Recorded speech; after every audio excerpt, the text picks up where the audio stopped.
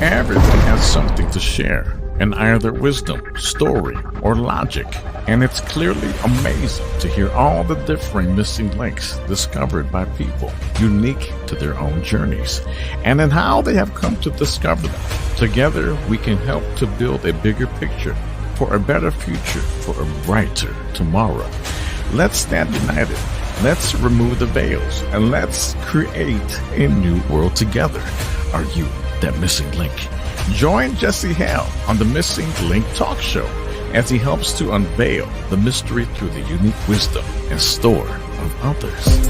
3, 2, 1.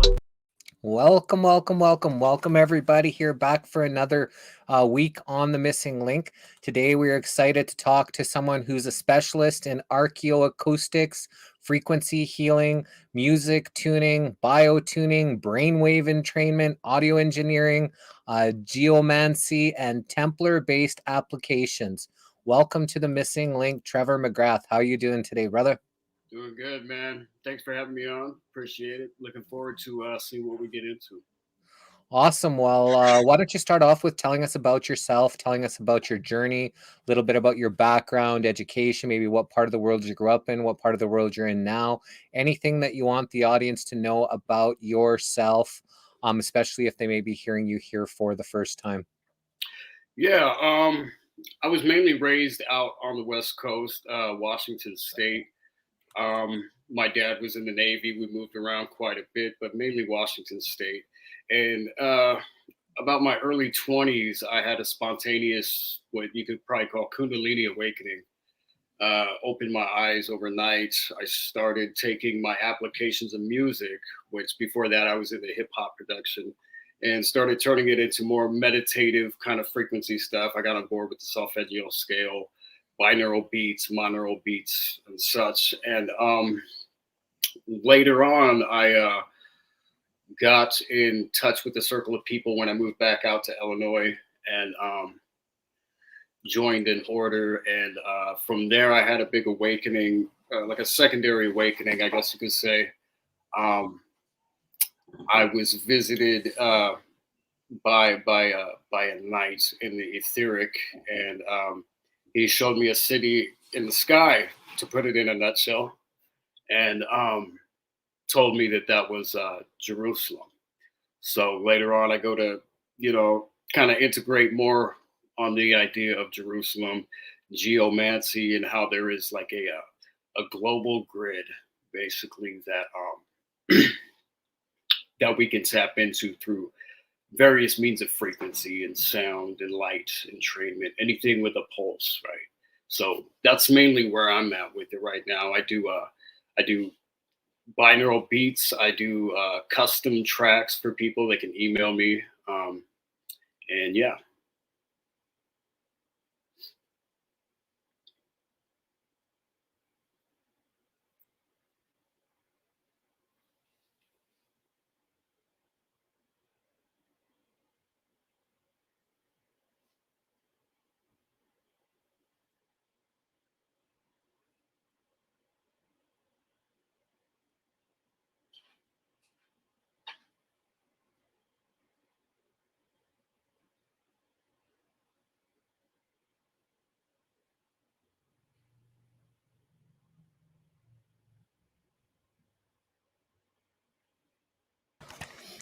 Hello?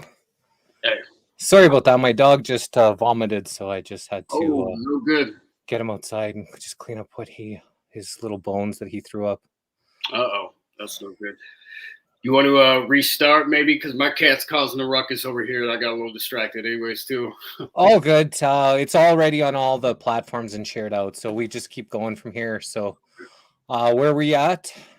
Yeah, so basically, long story short, I got into the idea of grids, geomancy, frequency work, geometry, somatics. They're all different expressions of the same language, right? Which everything is energy. So, we could say that geometry is visual harmony, music is audible harmony, and so on and so forth. So various different expressions, and it makes it all very applicable as far as us tuning into ourselves and embodying.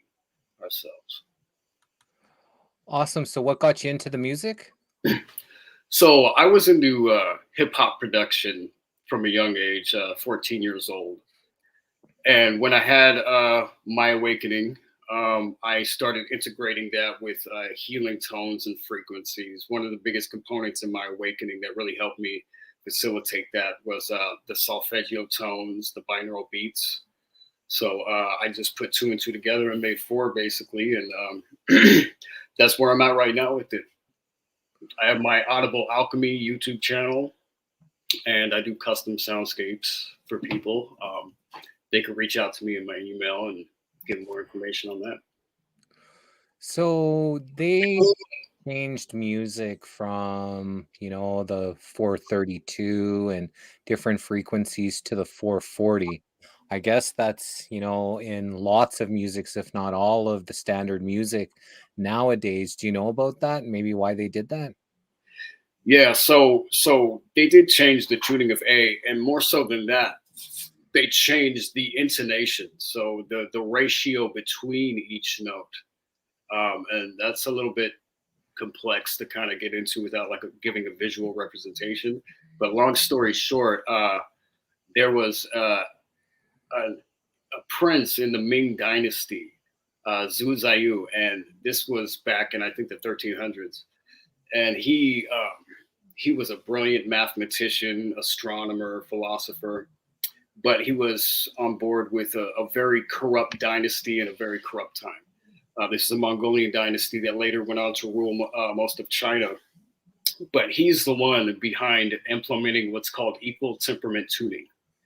And with equal temperament tuning, you have a ratio of 1.0594, just this crazy decimal between each note. And this ratio is something you won't find. You won't find it anywhere in nature. You won't find it in any geometric expression or anything. So it's not a harmonic ratio. So you can so even if 432 is tuned to A, as long as it's an equal temperament, it's still going to be expressing this same disharmonic standard, right? So more harmonic standards are stuff like gestonic tuning, Pythagorean tuning, where you multiply each note by 1.5. But yeah, I've heard the claims, that the Nazis used the 440 hertz tuning. The way I see it is that 440 hertz is powerful for better or worse. In its lower octaves, you get down to 110 hertz. And 110 hertz can actually prime the brain, they found through EEG tests, for meditative states. It can activate the right hemisphere, and it can silence the language processing centers of the brain, kind of bringing your mind to a stillness. So, that goes hand in hand with 440. What I think they did is they took the power of that and they mixed that with disharmony. And that's where you get the ill effects, so to speak. So do you think that they were purposely doing that so people were, kind of off balance when it come to music, which so many people love so much? But if it was putting a harming frequency that they didn't know about, is that almost like subliminal programming? Absolutely. Yeah. I feel it was malevolent intentions behind that. Like, once again, you have the Ming Dynasty who is behind that, and not to generalize anybody, but that was very corrupt ruling force in Asia at the time. And in Asia, their philosophy with music is that however you tune the music is how you tune the society. So what do we do every day, or at least hear every day, is we at least hear one song or a clip of a song. It's always music that's implemented in every day. So if that's out of tune, over time, it chips away and it does what it does, for better or worse. So yeah, what better way to literally program the masses than with music? And then, you take that and you add the fact that if this is, opening up the right brain and putting us in a meditative state where we're open to suggestion, then you add, the subliminal messages and the stuff that they kind of tamper with that's not really working for us. Like, everything they do could be for better or worse, right? This could be powerful programming if we were to use it for ourselves in beneficial ways. But sex, drugs, violence. That's more so what they're putting into the subconscious mind. Is this what kind of got you away from the hip hop? Is, the culture, the sex, the drugs, the just kind of the way to basically make it into hip hop is almost to sell your soul, to these nefarious places. And we've heard many people come out that have been very well known that have talked about some of this stuff. Absolutely. I was left disenchanted with even trying to get into the music industry at that level. I still love hip hop music. I still work with it. I have more of a conscious message if ever I write lyrics. But so I had this experience where I was 19 years old, and I was going on a trip to Florida anyways to visit some family. And coincidentally, at the time, I got in touch with this A&R with Disney, and an A&R is basically somebody who scouts talent, and they see, if they're eligible to come in, record, do a demo, maybe be signed even. And so I thought this was synchronistic, it aligned. So, before I flew down there, we were in contact. He was sending me some software and stuff, trying to help me get on my feet with the music. And he was really interested in having me go down there. So I go down there, I meet up with him, and I mean, there's so much details, but to put a long story short, I came to find that it was basically a means just to set me up and extort me and get me under a situation where, they have leverage over you. And at the time, my music was not good enough to even really be someone who would be signed. And this guy, he was who he said he was. He had pictures and plaques and pictures with all the Disney artists and, Justin Timberlake and so on and so forth. But that, long story short, I firsthand saw the corruption. I saw the corruption. Before that, I was just hearing about it. And I was like, yeah, I'm sure there's some good eggs in there too. But it really is, you really do have to pass through an initiation, for lack of a better word, which is not going to work in your favor, and it's going to be held above your head. And then you're subject to what they want you to do. And that's kind of the thing, is that, like I think Dave Chappelle said it the best. He said, maybe these people in Hollywood, maybe they aren't as crazy as they seem. Maybe they're just held hostage to a very sick environment. Seems like that. So they were trying to put you in a compromising situation, and this was even before you had even, got to a status where you were very well known. And suppose you did decide to run that gauntlet and, go ahead, through that initiation. Do you think that could catapult someone to go through it into the limelight or into popularity by, kind of doing these things that you probably wouldn't normally do or be comfortable doing? I think so. Yeah, I think they can, if they get you there, they can kind of use you as a ramrod to push through into a door, and they'll do that through the limelight. But I think what maybe was happening in my case, since my music wasn't even really up to par at the age of 19, in my opinion, to be anywhere in the limelight with it, that maybe they just get some people on board and leverage them to do some background work. So I go to meet up with this guy at the studio, and it's at night, and I'm driving around Orlando, and I follow all the directions. The next thing I know, I'm like in the ghetto, and I'm like, this doesn't make sense. Like there are people out on the corner like selling drugs, and I'm like, there's not a studio around here. And I call him, and I'm like, you sure this street, this, that? He's like, yeah. So that's when I turned around, bad feeling, my gut starts wrenching. I'm like, no. So I get back home, and he's staying in touch, trying to stay in touch. He's like, yeah, it's a bummer you couldn't make it, this and that. And he started pressuring. And, he would talk a lot about like the pedophilia in Hollywood. Um, and he sounded so callous to it, like numb, like desensitized to it. He's like, "Oh yeah, these photographers and this and that." But what really sealed the deal with me is he, humbling to admit, but he asked me to basically send him some pictures, and then that's when I just cut ties, of course. And yeah, I mean, the whole thing was shady, but that's how they get you, they leverage you. They know they have something that you want, or they act like they can kick you right into the door of what you want, no problem. And then people get starry eyed, and when we're in such an emotional state, like excitement is also an emotion, our logic can easily be clouded, and our discernment and judgment can just go out the window. So long story short, it left me very disenchanted. I have no intentions of trying to step into any kind of limelight, because I feel like that's the only way in.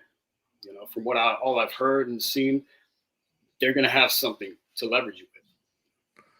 Yeah, it sounds like to me that, whether or not he wanted to, catapult you into, famedom or stardom or whatever, I think it's just a way that predators go around looking for prey.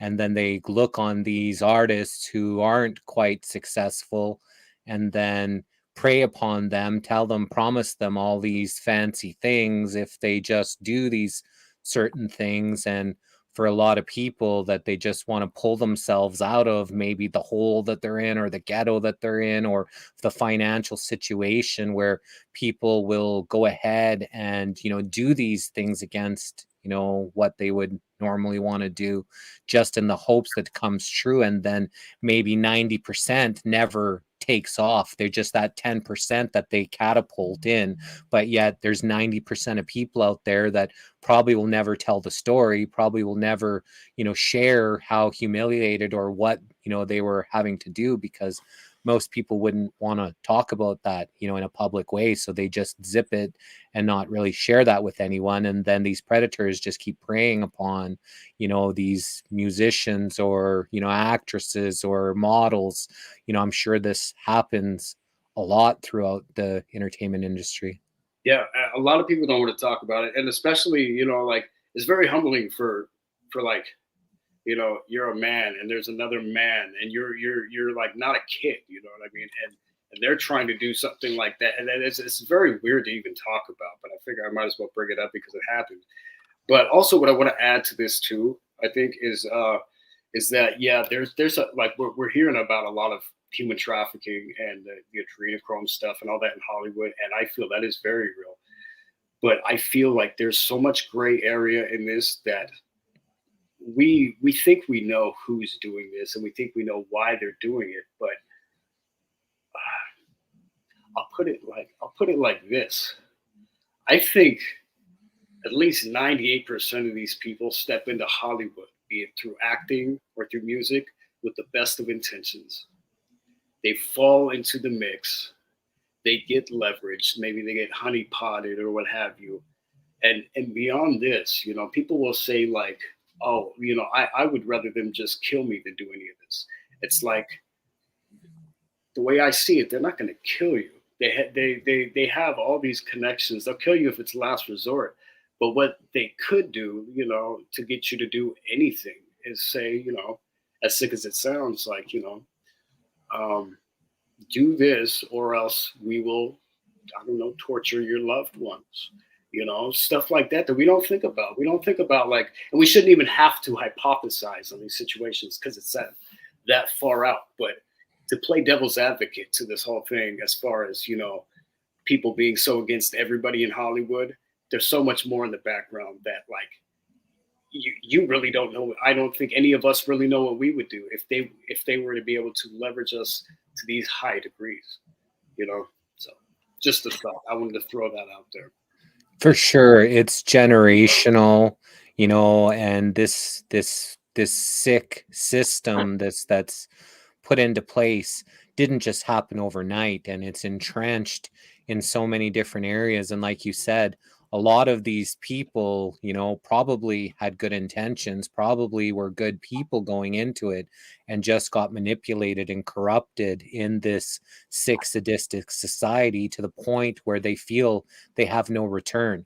And so for a lot of them, they don't even, you know, see it as an option to getting out, because they believe now that they've partaken in a lot of these rituals, that they believe that they're just as, you know, dark as the ones that forced them, probably in the initial, through whether it was, you know, through setting them up, you know, getting them very, very intoxicated, setting them up with things, making lies about them, or, you know, actually bringing them into these rituals themselves. Right. Well put. Well put. So from there, you know, kind of wanted to learn more about healing frequencies. You know, how did you, you know, kind of, what was your introduction to the healing frequencies, and then what areas did you, you know, go about to further develop your knowledge on, you know, what sound and vibration and how it can really heal and soothe the soul? So I got into these solfeggio tones. I found it fascinating that there were these tones where you could actually see what the benefits are, and that there were testimonies to them. So before I even found all the testimonies and the explanations, I meditated to the solfeggio frequencies, and I could feel the resonance in the cells. I could feel the altered state. I could feel the effects that they brought, and I was very fascinated with that. So I started looking into different frequency lists, different tunings, this and that, and I started to figure out how to retune the music that I make from the ground up to express these in a harmonic way, right? Like these software programs, they do a very good job at making it very hard to retune your music to full harmony. It's easy to take a song and to pitch shift the A from 440 to 432, but there's more to it than that as far as getting every note to jive with every other note. So long story short, through a long spout of trial and error, I found out, you know, how to adjust different ratios and different notes and this and that, and create different music scales and so on and so forth. It's just not as convenient as it should be.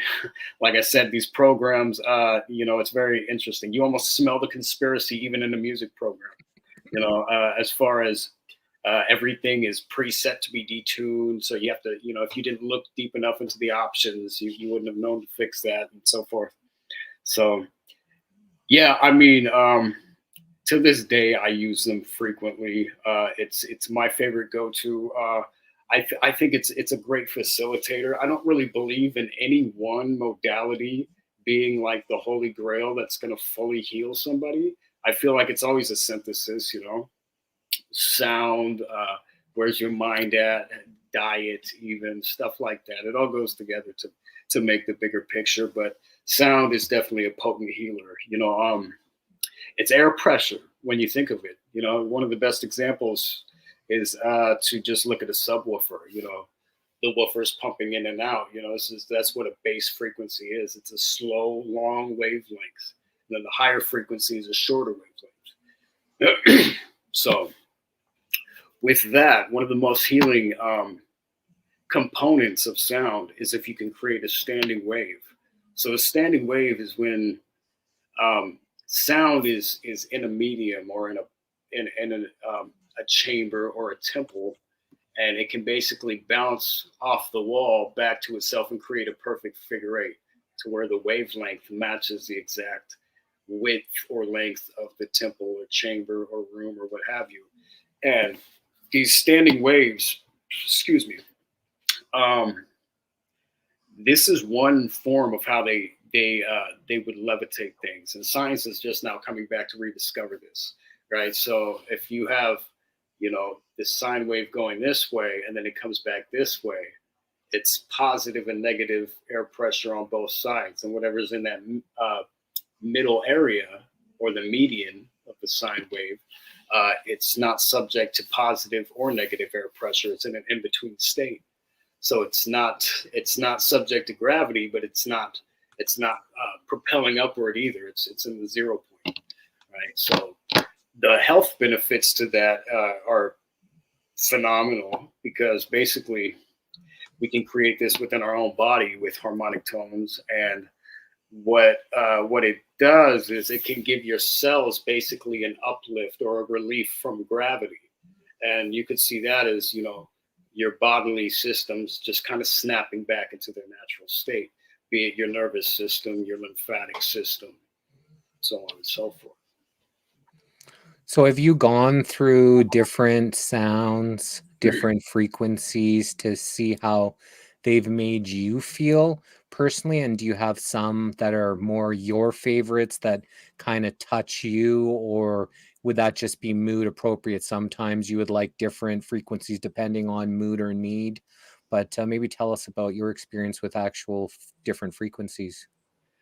Yeah, so I've explored many of them. I stick to a lot of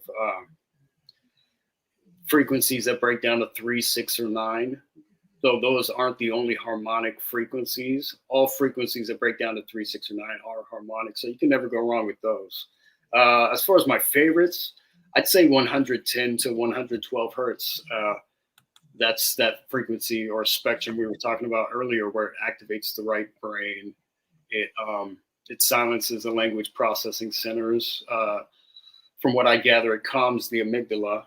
So our fight or flight system, relaxes. We're able to come into a more receptive state. And 110 hertz is a nice tone. Just it's bassy enough for you to feel it, but it's not so low that your head feels like it's just rumbling, too much. That's probably my favorite frequency. 528 hertz, of course, is a great one. 432 tuning feels like the best tuning to me for A. It's interesting too, because like so much of this is based on what intonation or ratios you're using. So there's the tuning of the note, and then there's the ratio that is between the notes that you're tuning to. And what's interesting is that if you go by gestonic tuning, so this is pure ratios where you use 2/1, 3/2, 4/5, 5/4 as these ratios. If you put C at 528 hertz, the A note actually ends up being 440 hertz, right? So there are other tunings where if C's 528, then A is 444.45 or something like that. But it shows that a lot of it comes down to the ratios, to the intonation. That intonation, the gestonic intonation, is really what was setting apart Bach and Beethoven and Mozart and their music, as far as how it was able to decrease stress and increase somebody's IQ level. Even it has to do with these natural expressions of frequency and ratio. Well, I heard that for, if you're pregnant or you have young children, it's good to put on some of these classical musics, just for the pregnant baby to listen to, or even young children, because it does increase intellectual capability. Somehow these frequencies stimulate certain neurons in the brain to enhance intelligence. So I didn't see any doctor studies, but I've heard this lots over the years. Yeah. .gov has some, NCBI.gov has a lot of studies on this stuff that, they don't come out and tell us, but it's all there. It's all there. They have studies on 528, 432. They've had, scientific backing that show that these frequencies will actually help you get into the parasympathetic state, which is, the opposite of fight or flight, But yeah, any kind of sound or any kind of frequency is an entrainment. So our body is open to suggestion, especially our brain. Our brain is basically like a divine organic computer. Our heart is more so what sets us aside and gives us the free will. But the brain is completely open to this suggestion. So, as far as entrainment, this is where binaural beats or monaural beats or isochronic tones can come into play, because anything that's pulsing, right, is going to influence the the synaptic firing and the left and right communication of the brain, and that corresponds with the rest of the body as far as hormonal production, which neurotransmitters are being produced and which ones are being hindered, turned on and off, all the way down to even codons in the DNA being turned on and off. 528 hertz, as many of your following may know, is a DNA frequency. It's said to cleanse and purify the DNA. Yeah, it's incredible. I mean, one name that I would suggest looking into, if any of you out there haven't, is Raymond Royal Rife. This is a man who took the time. He was using electromagnetic frequencies instead of sound frequencies, but they can correspond. He took the time to go through all these frequencies and see which ones would heal which ailments, or which frequencies would kill which pathogens. It's just, yeah, frequency is a universal language, you know, so it can be expressed in multiple ways. Another good frequency that's universally beneficial is 40 hertz. MIT has found that 40 hertz, whether it be a 40 hertz binaural beat or 40 hertz light flicker, actually can clear away amyloid plaques in the body, which those are the main component behind Alzheimer's disease.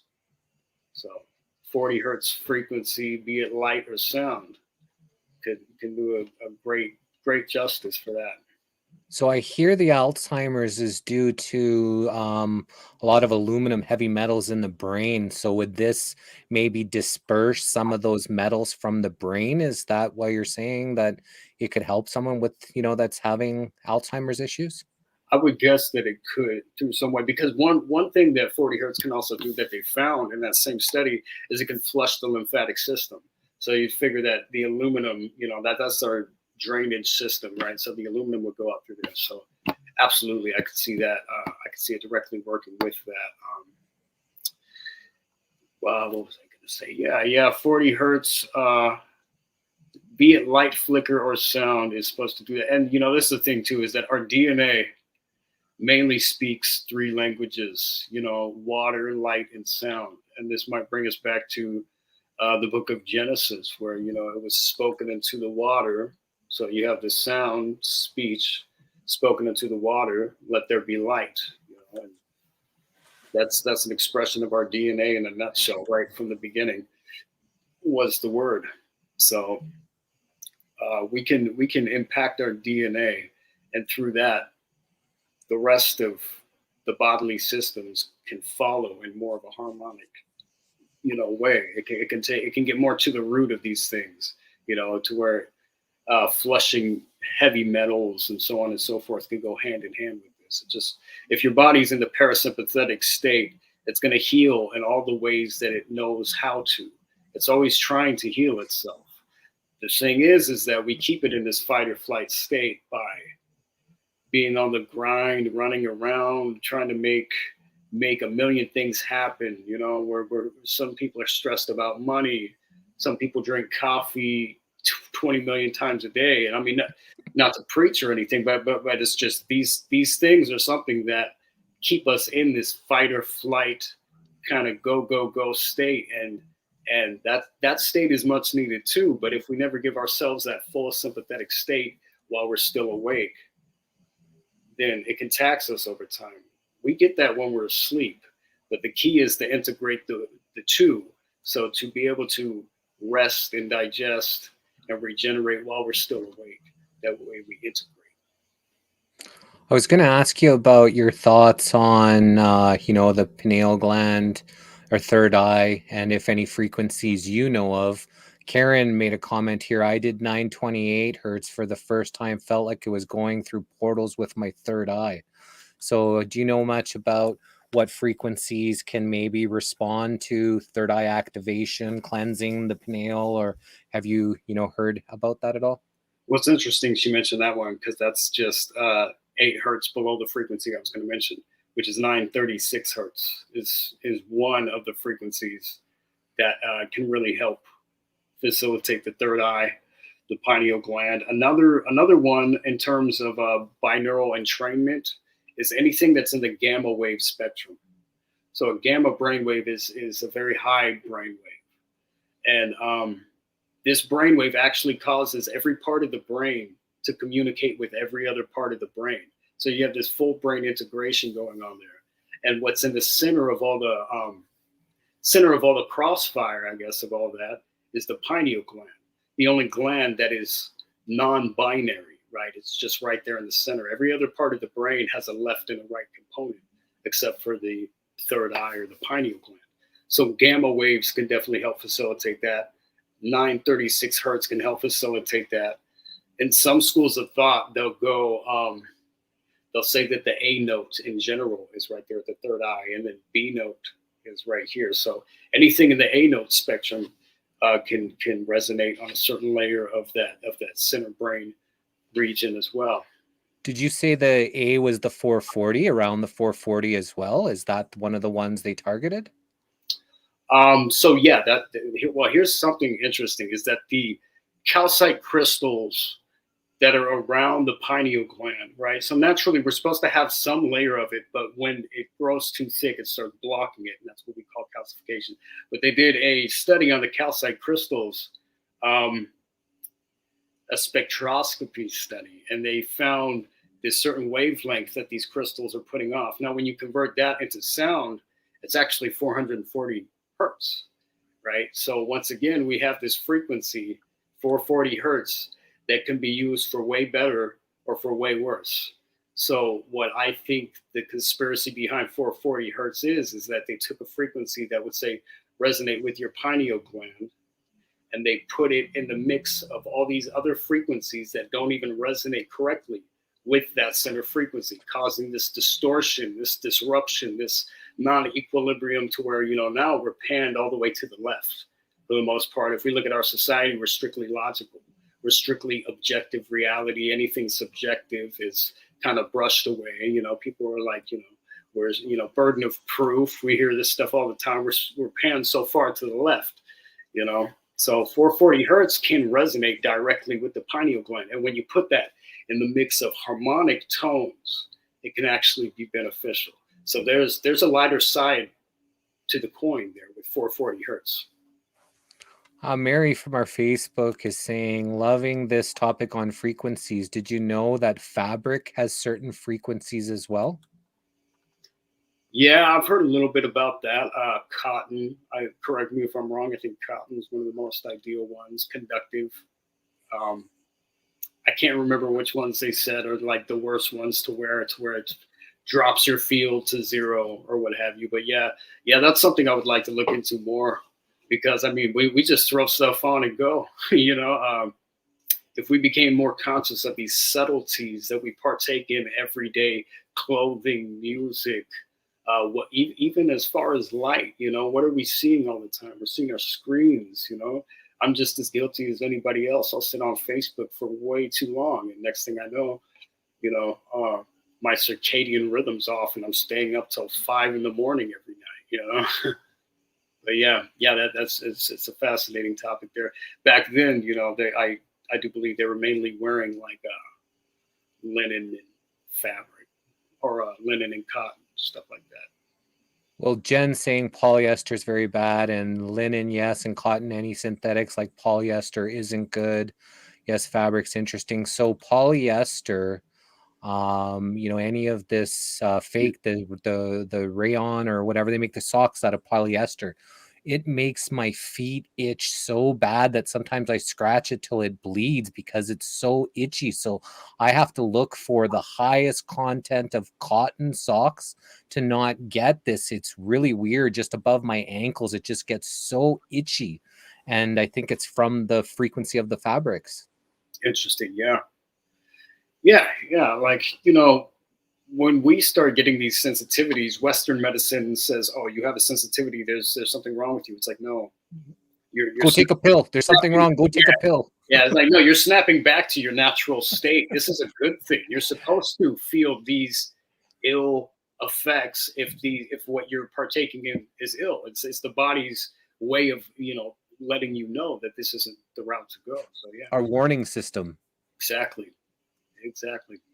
Yeah, and what they want to do in Western medicine is once your body does start to get these warning symptoms, they just want to mask or stop the symptoms, the warning symptoms, and not look at what the root cause of these problems are. And hence why, we've gotten to be more sicker and dependent on these pharmaceutical companies, because they're no longer trying to help or to heal a person. It's just trying to, mask symptoms. Yep. A lot of these big time doctors are getting kickbacks from big pharma.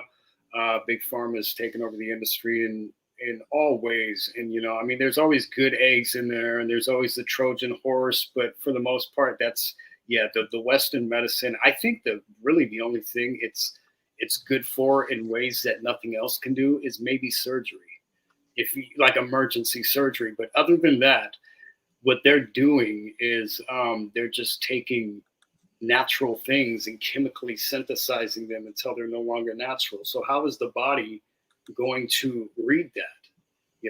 And exactly, I couldn't agree more with your statement. The main aim is to just numb or abolish or get rid of the problem, or to kill off. Like, it's like chemotherapy can definitely get rid of cancer, and it can definitely get rid of you along with the cancer. It's the unfortunate part, so it's this, there's so much emphasis in that realm of things on the destructive approach, right? But if the illness is within us, then we're just destroying ourselves slowly, and that's the catch-22 of it. Instead of destruction, it would be more ideal for us to go about it through a transmutative state, right? To actually do the alchemy. There's a million ways and avenues to do that. Yeah, for sure. We had some comment here before, so I believe it was Murray says, my parrot is a good judge of music. So thoughts on how frequencies can help heal, harm animals? Are they just as sensitive, or maybe even more sensitive to frequencies than maybe we are? Even more sensitive, I would definitely say. But it can help them just as much as it can help us. I had somebody who, her dog was he was a seeing eye dog, and he was having night terrors and anxieties, and he was, it was really bad. Like, he'd wake up freaked out and like run around the house and this and that, and like heart racing, panting, and stuff like that. I sent her a theta brainwave track.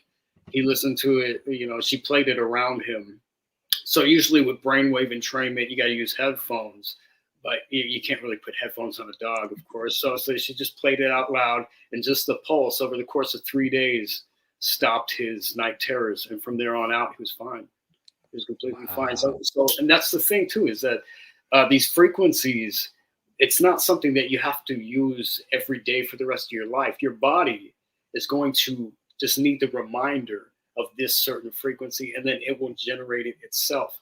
So you might, maybe repetitiously use it for some time, but it's like training wheels, and just like anything else, if you use something that the body's supposed to be doing on itself and you use it too much, the body will get lazy. It's trying to save that energy. So it's saying, oh, okay, this frequency is helping me create oxytocin, so I'm just going to take a break and put that energy towards digestion or something like that, right? So there's such thing as overuse as well, so it's all in balance. But yes, back to the animals, they hear higher frequencies than we hear. So they're hearing higher octaves of everything, and they're definitely more sensitive to it, and they're more receptive. They aren't in this state of thinking all the time like we are. So they're already naturally in like a restorative state. So when they're, subject to these frequencies, they're just like a sponge soaking it in. On the other side, what about plants? So Jolene from our Facebook says, I grow my microgreens with 432 and 528 hertz. Then I use specific frequencies when adding my intentional healing energy into my plants to help raise the body's vibration. So what's your thoughts on, people using these frequencies to enhance their plants, or maybe even get them more vital, more nutritious?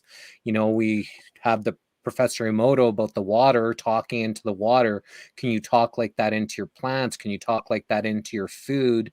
Especially when they're growing, or even before, when people used to pray, before they would give thanks for the food and appreciate that food, which most people no longer do that anymore.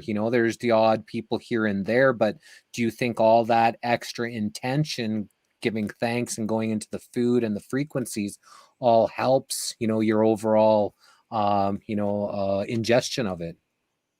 Certainly, everything is always listening. Everything, so with the plants, there's water in the plants, and like you say, the Masaru Emoto thing. You can structure the water in the plants by frequency. 528 hertz. Some people will say is the best frequency to help yield more fruitful plants, larger plants, so on and so forth. So in the morning, the birds come out and chirp, and just those chirps, right? So that's a trillion different frequencies and pulses of rhythms of chirps. But just these chirps of the birds actually open up this part of the plant called the stomata. And this stomata is sort of like a membrane that opens the plant up to sunlight. So there you can see, that frequency actually plays a huge role, and it's actually necessary for any plant to grow in any way. It's just out there in nature, you're usually getting it through the bird chirps. But yeah, absolutely. Frequencies, certain music, they found, I think even Beethoven and Bach and the old symphonic music can help enhance, your yields with growing plants. Most definitely.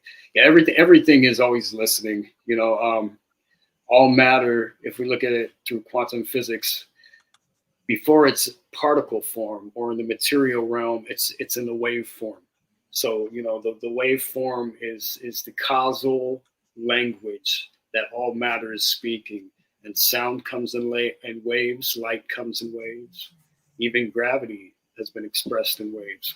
So if you can speak the language of the wave, you can alter or enhance the particle manifestation or the material manifestation. We have a comment here from Monica. She mentioned something earlier about having stomach problems, and if you maybe know of any frequency that can help the stomach. So here she says, I refuse to go for help with my stomach problems because I will not take pharmaceuticals, but it's getting to the point of no return, unfortunately. Any thoughts on, what frequency she could be, using to help her with her stomach issues? So 110 hertz, back to 110 hertz, it actually is commonly sold as a tuning fork specifically for stomach issues and stomach health. So 110 hertz is one of the frequencies that can help with that. And then if we look at it through the brain waves, theta brainwave will definitely help relax the stomach. Aside from the tones, I've heard lion's mane can do wonders. The lion's mane mushroom can do wonders for gut health in ways that most other modalities can't. Chlorella as well. But yeah, back to the frequencies. 0.95 hertz is another one for the stomach that's supposed to be real good, and that's below what we can hear. So that has to be expressed as a pulse or a binaural beat. But yeah, so 110 hertz and 0.95 hertz are two core ones that are real good for the stomach health. If we look at it through the solfeggio scale, then you're getting into more like 528 hertz would be the solar plexus, and 417 hertz would be the sacral chakra. So those two frequencies as well would definitely help. She said, I take lion's mane mushroom every single day, and I have for about 4 months, maybe 4 years. I'm not sure exactly what for, but yeah. A lot of people have stomach problems these days, and it's, one of the big attacks that we've been attacked on is through the food industry. whether it's the pesticides, the preservatives, the estrogen in the cans, the genetically modified foods that the body's not recognizing, the lectins. So a lot of stuff that people are ingesting attack and make holes into the stomach lining. So then you get leaky gut type of syndrome where stuff from your gut is now leaking into the rest of your body. So, healing the gut is really important, because if you heal the gut, you can heal the body in most cases. So looking for different modalities to, heal your gut is definitely really important. And this is just not for, any one person here. This is for everybody, because, everybody's being attacked by these, toxins. Like, we live in a very toxic universe, the way they're putting things out into the vibrations. It's not a very healing state that we're in. You have to put yourself into your own healing state and not, flow with the rhythm that's being put out by the matrix. Right, because it's like a river, and if you just follow the current, we will kind of just go wherever they lead us. It's worth it for us to swim upstream or just get out of the river. I guess would be the metaphor. But yeah, the gut is, as you might know, another brain. We have neurons in our heart and we have neurons in our gut. So we have three brains in a sense, and that gut brain is our instinctual brain. It's our intuitive sense. The Rosicrucians looked at the embodiment process top down, right? So the kundalini goes from the root up, and there's another school of thought where you return it from the top down. And when you get down into the gut or the lower dantian, this is more of the mystical initiatic stage where you start actually being able to inflict your will into the world for the better, So that's definitely something they would like to block us from, is, us being able to go through our embodiment stage where we've purified our intentions and then come from our will center and be able to project that out into the world and make something happen from there, from that space. Yeah.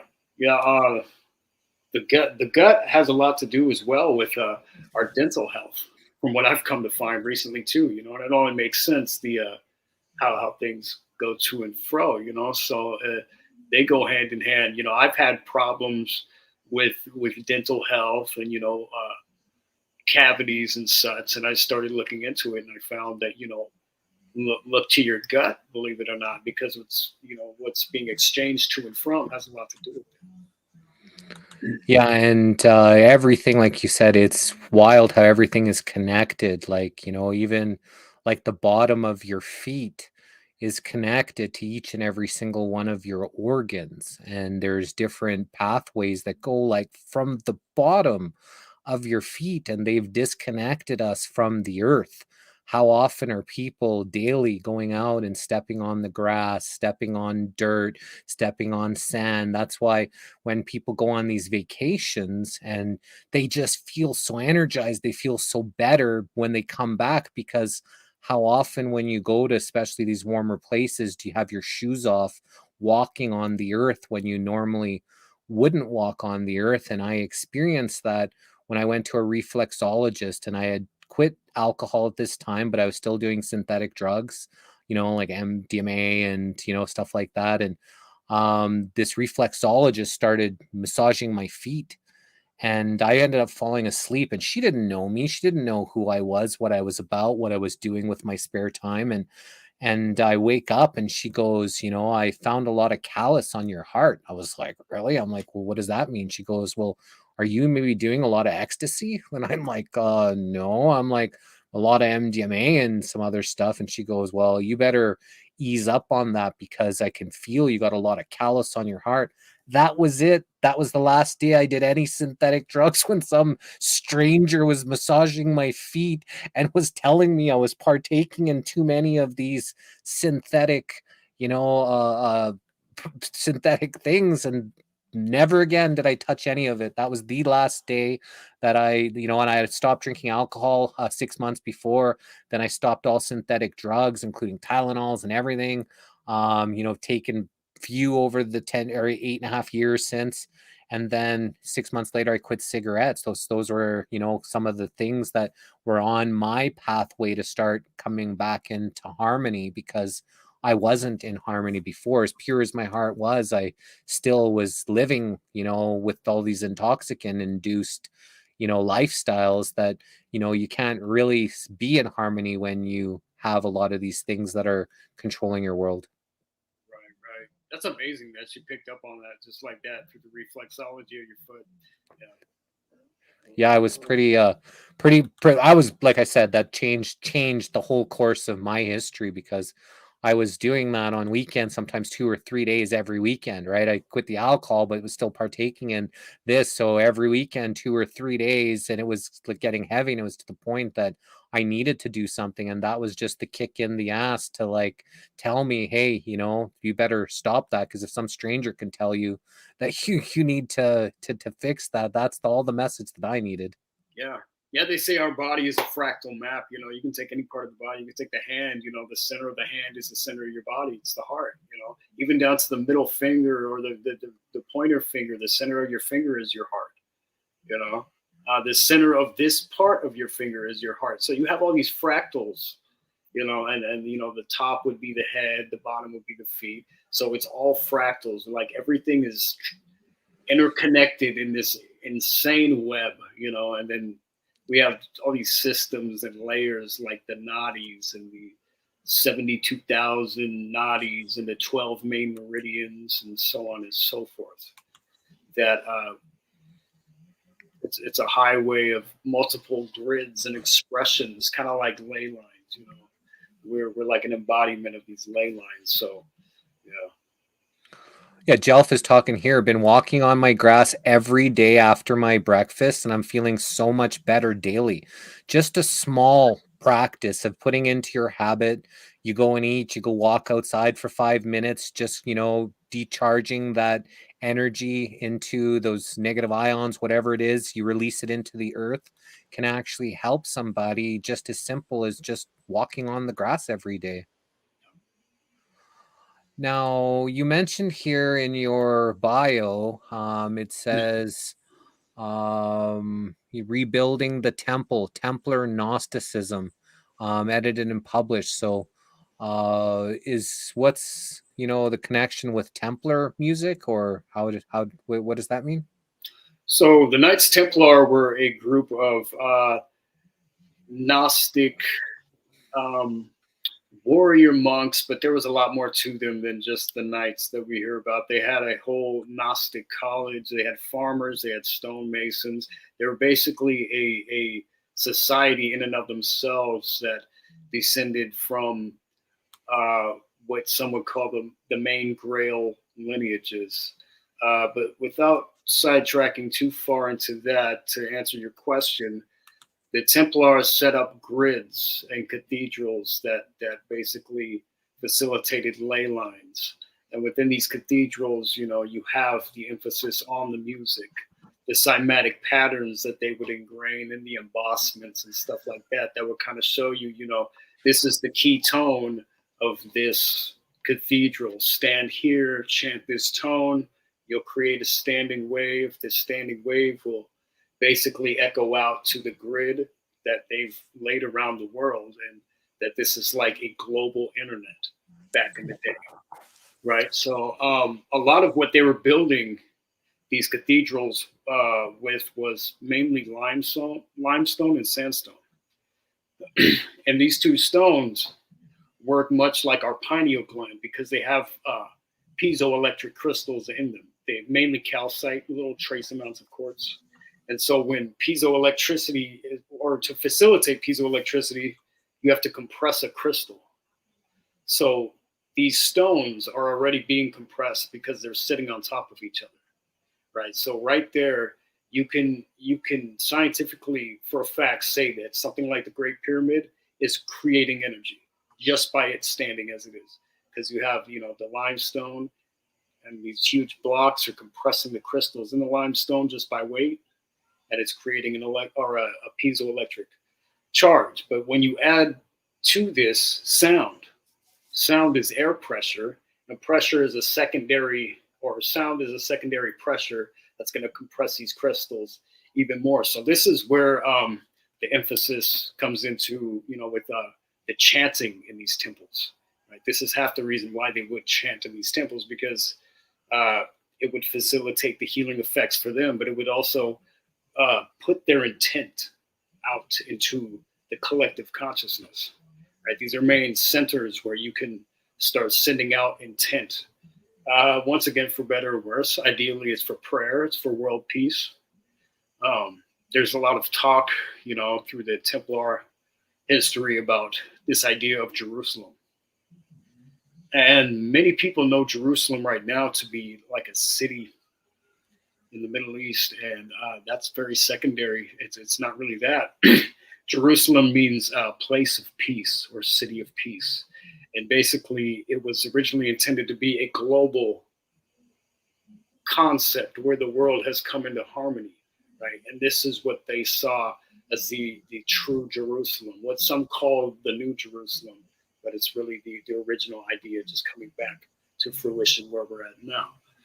So a lot of what they would build their structures with is five-pointed geometry, which is the pentagon or pentagram, however you want to look at it. And basically, when you make a layering of five-pointed geometry, so have you ever seen like a tile floor where it's six-pointed and everything lines up and it can stay flat? Well, with five-pointed geometry, it can't stay flat for it to be continuous. It has to start folding up and creating different dimensions in space. So this is the kind of stuff that they would work with through these grids, through sound, through light.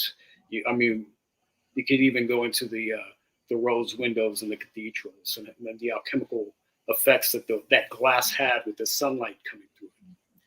But it was all an ancient technology, a healing science. People ask like, what were the cathedrals or what were the pyramids? There were so many things. They were timekeepers. They were healing and spiritual embodiment centers. They were stargates. The list goes on. The word temp, as in temple or Templar, temp means time, right? So anything that's keeping time or frequency. Once again, frequency is how frequently something is happening, whether a sine wave of sound is going up and down, or a light wave, or the frequency of the earth spinning or going around the sun, if you believe in the heliocentric model. Everything can be expressed as frequencies.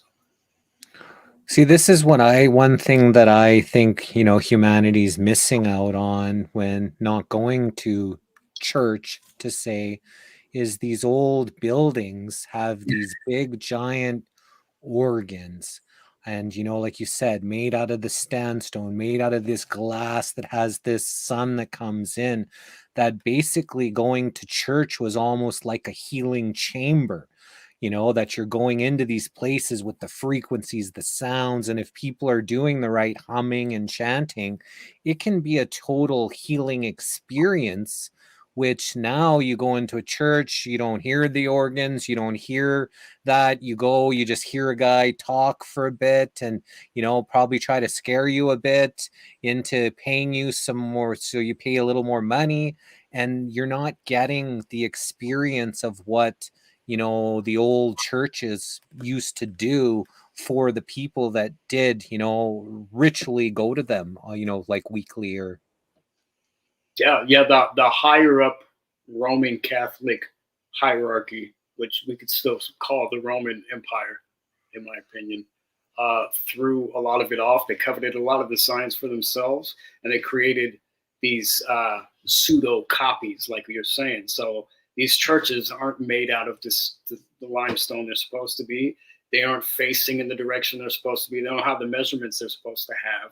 They don't have the shaping that would shape the feng shui of the room like it's supposed to have. Everything that they did in those cathedrals and structures and temples, it was all functional. It was all intentional. All the way down to the direction, the entrances. You would enter from the west and head to the east towards the rising sun. And it's also, you're walking with the earth's spin. So you're walking in a way where there's the least resistance. and we take that into the idea of feng shui, or what some call geomancy, and these are these little subtleties that actually have impacts on your biofield, right? So everything down to stepping through an archway that's shaped like the same shape that you came into this world through, right? Through the woman, right? So everything impacts the field. The field remembers it, it stores it, it reenacts it, and it actually has an effect on our mind, body, and emotions. I really like what you said earlier about, when you're needing some frequencies, some sound therapy, some healing, it doesn't necessarily you need that forever. It just you need that to get realigned, your body gets realigned, so some of these frequencies can help you get back into alignment, and it's not something that you need to have, constantly, doing just to keep your maintaining. I really liked how you said that. That makes a lot of sense. Yeah. I think that's important to note, definitely, because it reminds us that we are the frequency.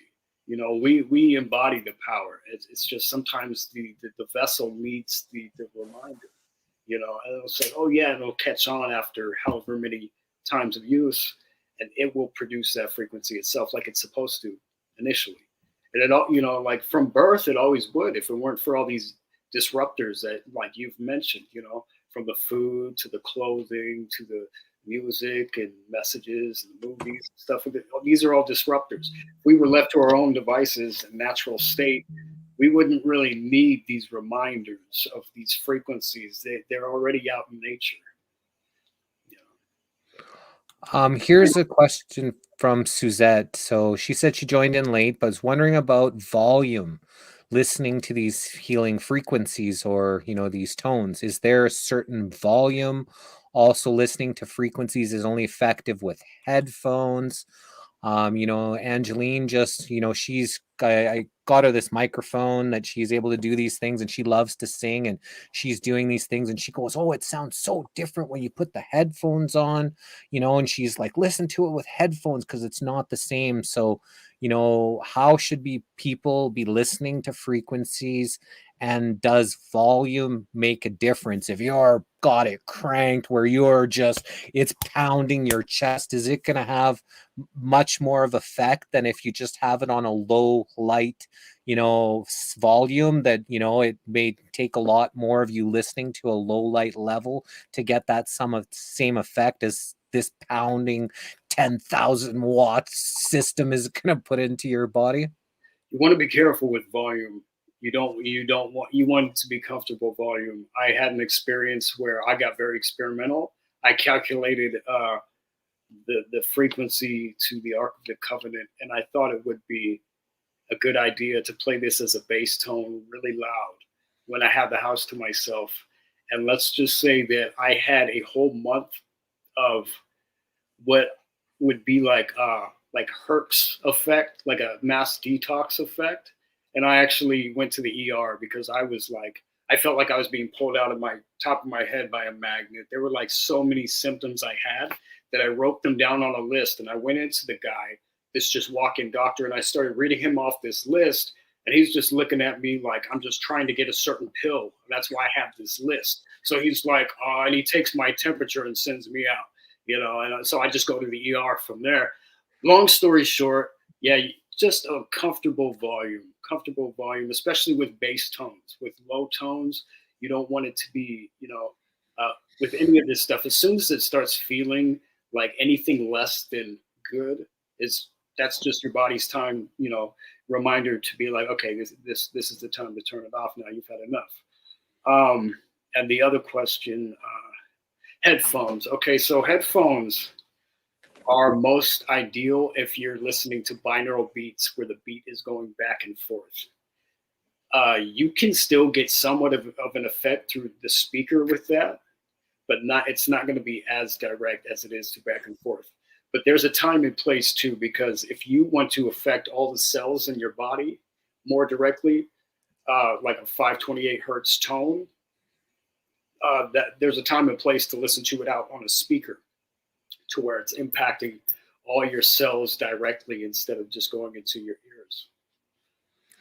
Hope, Love, and Joy, who was here earlier, I'm not sure if he's still with us now, but he created this kind of circle, and I don't know if it was like a star inside, but he would have on all the different points, he would have a different healing frequency pointing at you around in this circle. So he would sit inside, and you've got, 528 here, 432 here. You got all the different frequencies around you that are shooting these sounds at you in the center, and he believes that to be like a true healing circle through frequencies, through these different vibrations through that sound. Have you ever heard of anything like that?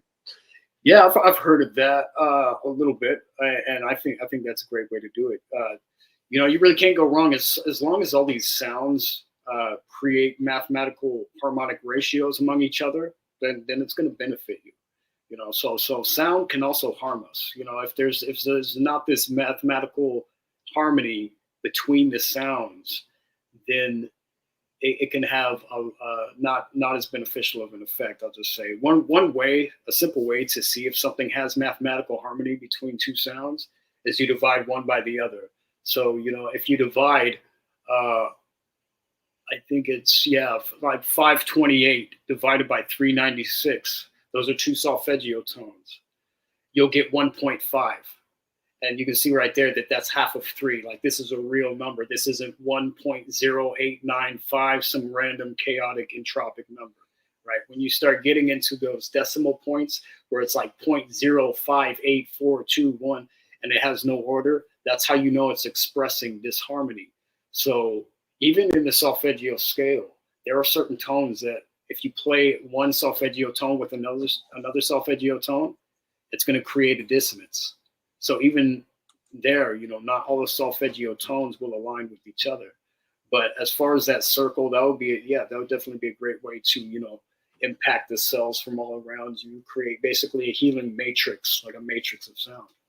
Absolutely. Elizabeth from our Facebook says, question for Trevor. When listening to recordings of frequency on the internet, are we actually getting that true frequency, or is it being distorted at all through the internet?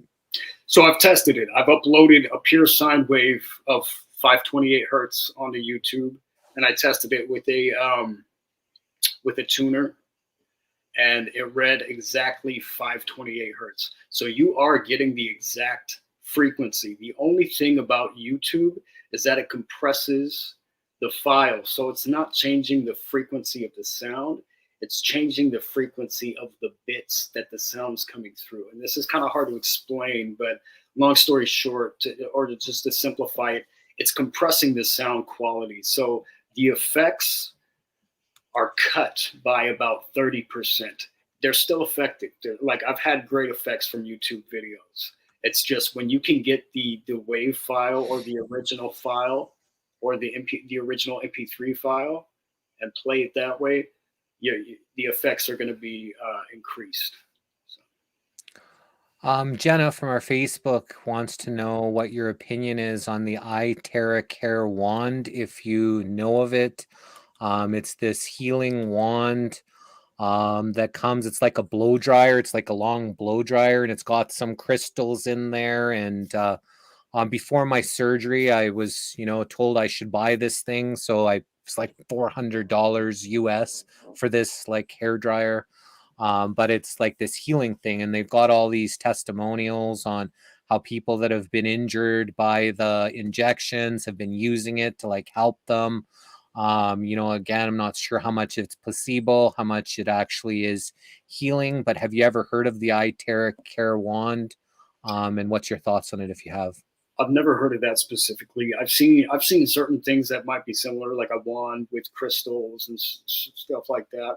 I feel like they certainly could have great effects. It kind of makes me think of tensor rings. So a tensor ring is just coiled up copper, basically, or it could be another conductive metal, but it's coiled up into a circle, and then you just wear it like a bracelet. So a lot of what gives these things power is the measurements. And the measurements match certain frequencies, and those frequencies get implemented into your biofield. So My question, I guess, would be, what's the length of the wand? If you could divide the speed of light by the length of that wand, you would actually get the hertz frequency of the wand. And then you could keep dividing that by 2 to see all the harmonics. The fact it has crystals on it, like what's it made of? That's another big component in it. So, but ultimately, I feel like it's probably made of something conductive. If somebody's putting it out there like that, and it's got crystals on it, which can produce a piezoelectricity, and I'd figure it would be great for your field, your biofield, and that field has a huge impact on all your other systems. So. I guess you were mentioning something earlier. Elizabeth says, are you talking about Tartaria and their technology? I'm not convinced that any of that technology was meant for good. So far, it was all theory. What we do know is that there have been resets where much of the technology was destroyed or hidden, like the mud flood. We do not have that tech to build those kind of cathedrals today. Tartaria is part of it. That's one expression of it. As far as these cathedrals and anything is, anything that has power is subject to the intent of the user. It's not black, it's not white, it's floating in the gray area until you come along and program it. And unfortunately, for the past perhaps 1,000 years, 2,000 years or so, or some would say even since the fall of Atlantis, a lot of these power points have been hijacked and used in not so good ways. Even some like ley line crossings and vortex points have had military bases put on them, to implement war into the collective consciousness. But these structures they're just that. It would be better to be in a cathedral than to be in your house at the end of the day, because we're boxed in. There's no feminine shape to a house. It's not curves, and it all impacts our psyche at the end of the day. So we get boxed in.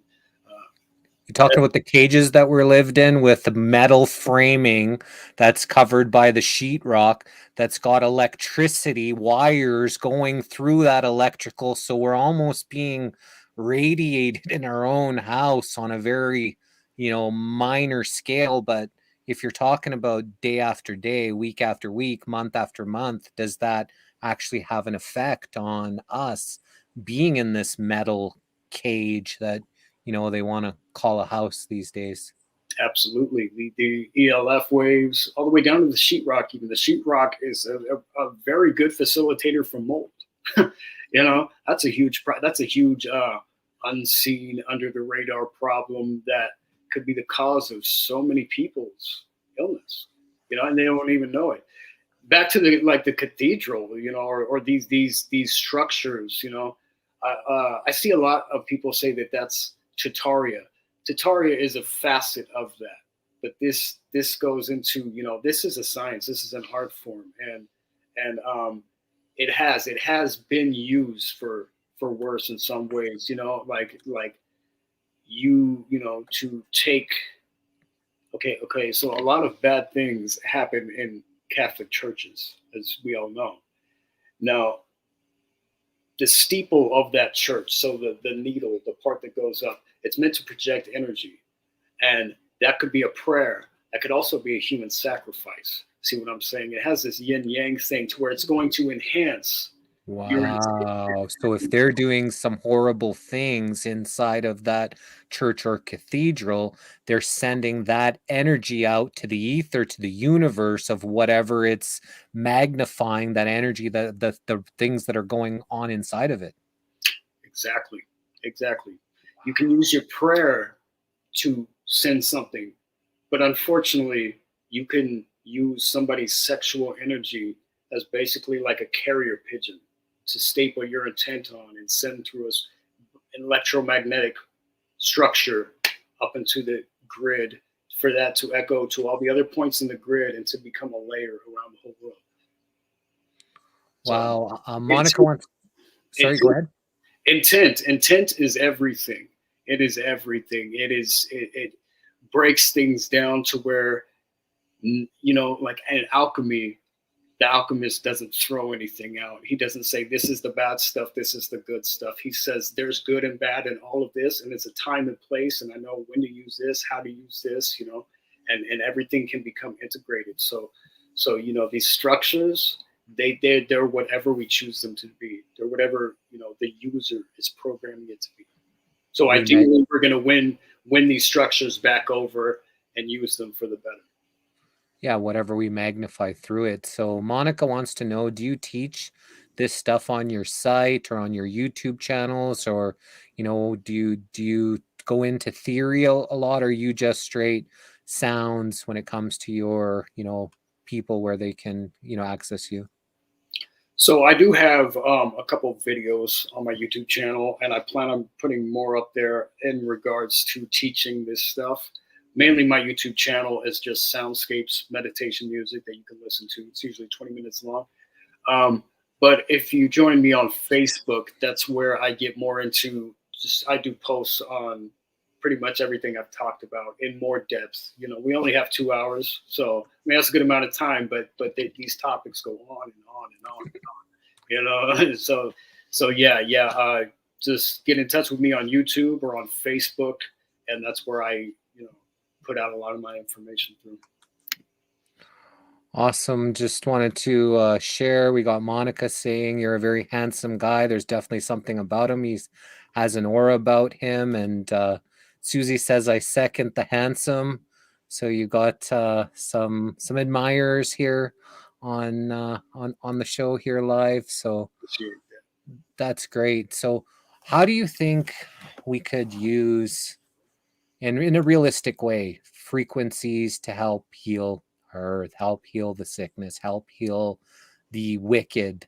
You know, like, is there any, like, would we need giant, you know, DJ, you know, sets all throughout the earth that are playing the same harmonic frequencies that are pumped? Like, is there any realistic way that we could somehow use frequency healing to heal the entire earth? Absolutely. I know a woman who taught me a lot. Her name is Judy Lynn Cole. And what she does is she goes out and she will take some very advanced waterproof speakers with her, and she works on the water. She's been hired to clean aquariums with sound, right? 528 hertz was supposedly used in some parts of the ocean during the BP oil spill to return the ocean water back to whatever parts per million it was originally supposed to be, with all the minerals included. So one way that, you know, with that being said, one way about it is through the water. Water holds memory. Water is 80% of our world. You know, it is 99% of our body, because, you know, our cells are mostly water, and we're made up of all cells. So, you know, if we start tuning the waters within and without, and we can start retuning the world at large. So, you know, you could do this in any way. I mean, you know, the water's going to find its way, you know, ravines through oceans and so on and so forth. Or even if it's just a sitting lake, you know, it's going to hold that resonance, and that resonance will echo out to the environment to some degree. So, yeah.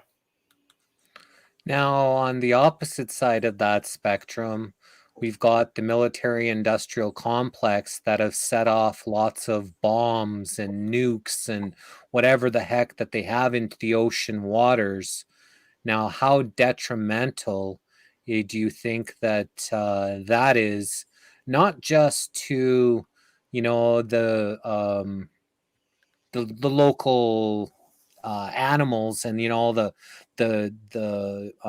whales, you know, because of their sonar, the blasts, you know, blasting their heads, and, you know, the official animals that are dying, but on a giant scale, like, you know, when they're sending off these destructive, you know, bombs into the water, and the water holds the memory, and they're doing this in test after test, and, you know, like, how detrimental do you think that is to Mother Earth, you know, them setting off these horrific bombs in the water?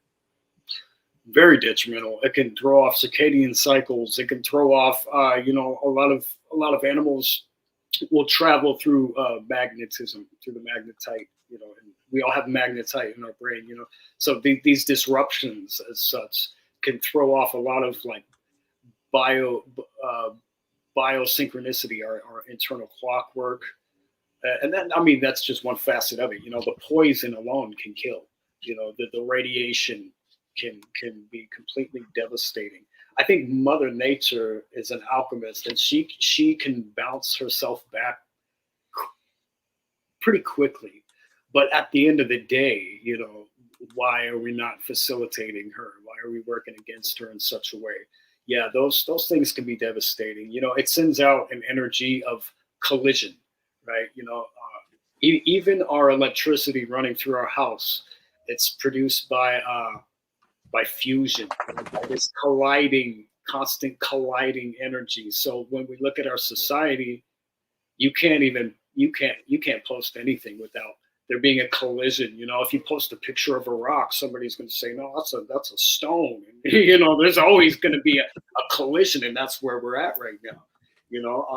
One of the biggest things is, we need to be able to transmute this collision and start harmonizing to where, it starts at we can actually agree online, and then the bigger, or even not, we don't have to agree, but we can harmonize. We can set our differences aside and still harmonize.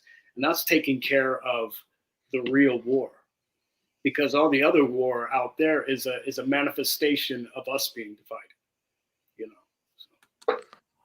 Do you know much about what happened in Fukushima and what's happening there? Because when I talked about the bombs in the ocean, Elizabeth from our Facebook is saying, what about Fukushima still leaking tons of radioactive water to this day? That must be some kind of frequency.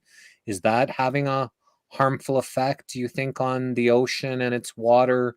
The frequency of radioactive is, I don't even know how much to believe and what to believe when it comes to nukes and radioactive and what's going in there and what's not, and why they can still live and breathe around it if it's that toxic as they're trying to scare us into. Yeah, so radioactive, I mean, radio is a spectrum of frequency, and it's actually a spectrum of frequency that can be very healing to us, but not in this form of radioactivity where it's collision based. It's basically tearing apart the fabrics of this spectrum that's supposed to be constantly streaming through us to heal us. Right. On top of that, you start seeing, fish with 3 eyes and 1 fin and all this stuff, and you can start seeing that the cellular, like the mitosis part of cell division is being thrown off. It's supposed to go 1 cell divide into 2. You got 4 divide into 2.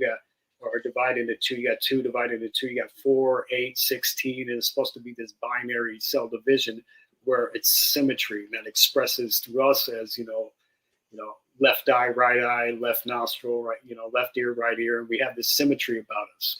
And whenever we see that being disrupted, we know that there's something that's incongruent in the frequency range, or in the spectum in that area, Once again, in the deformities always come hand in hand with these sites that have had these nuclear explosions or power plant explosions and so on and so forth.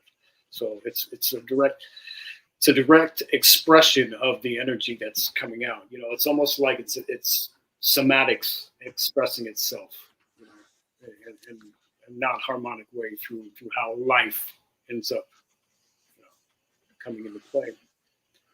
Now, have you studied anything on HARP and what kind of effects, what kind of frequencies they're putting into the ionosphere and how that could be impacting us in general, impacting Mother Earth, impacting weather anomalies? Like, have you looked into that at all?